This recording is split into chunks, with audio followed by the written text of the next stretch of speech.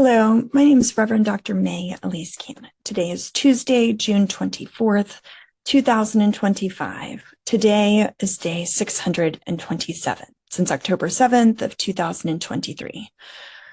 I wrote most of the update this morning. And what in the world happened today in terms of the ceasefire agreement between Israel, Iran, with the US and the Middle East? So this update was written, earlier this morning. Tomorrow I'll give you an update of what happened later this afternoon. But yesterday it was announced that there was a ceasefire going into effect. Trump was really boisterous about this, stating that he'd accomplished this major goal. Then 3 hours later, according to Israel, the ceasefire was between Israel and Iran. 3 hours later, 2 Iranian ballistic missiles were launched towards Israel.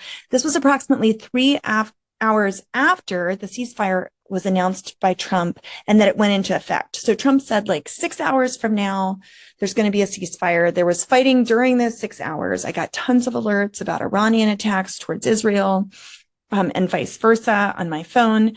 I don't have alerts for Iran, but when I'm in Israel, I get alerts on my phone, and I had those coming through numerous times last night.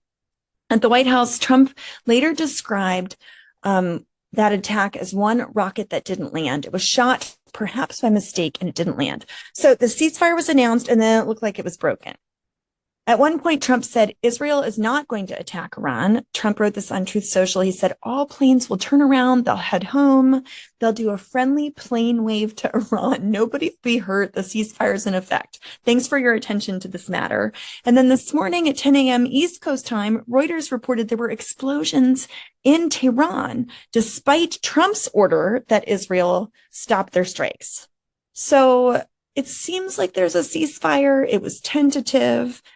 Explosions did ring out after the ceasefire. It was only a few hours old. Witnesses reached by the telephone in the Iranian capital said they heard these explosions.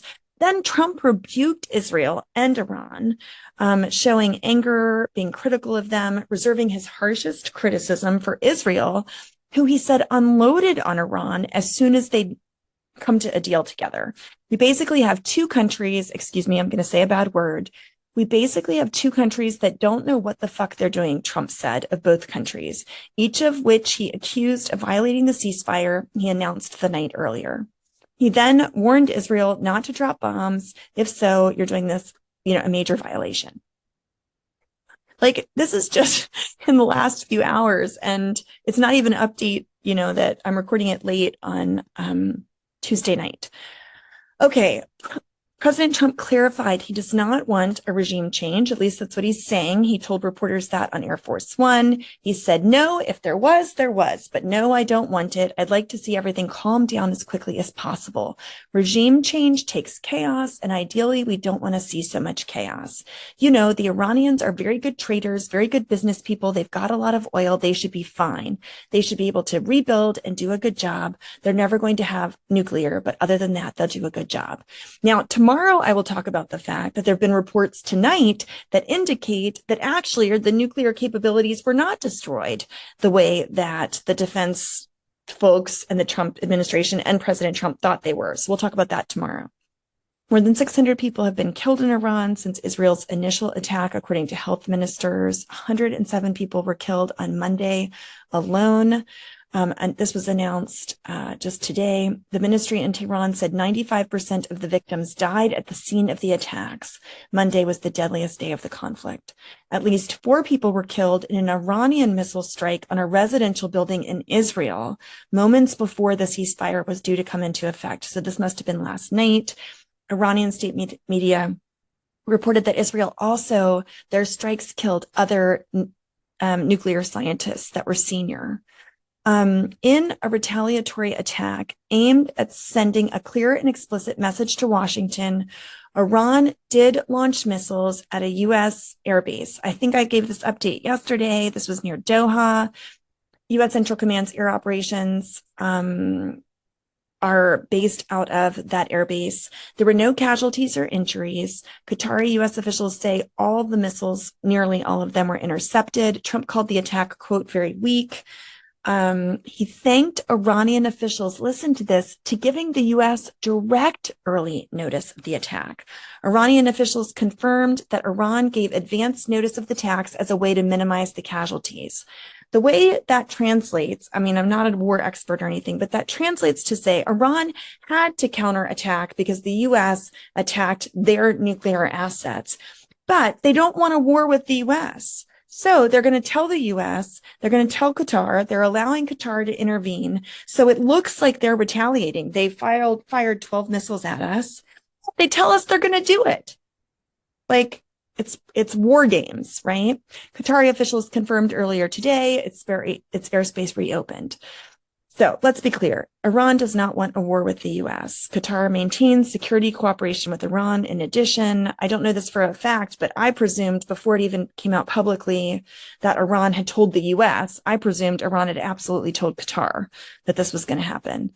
But it allows Trump to look triumphant, and Iran has retaliated, which keeps the Iranian leadership, looking good in the public eye, for defending their country.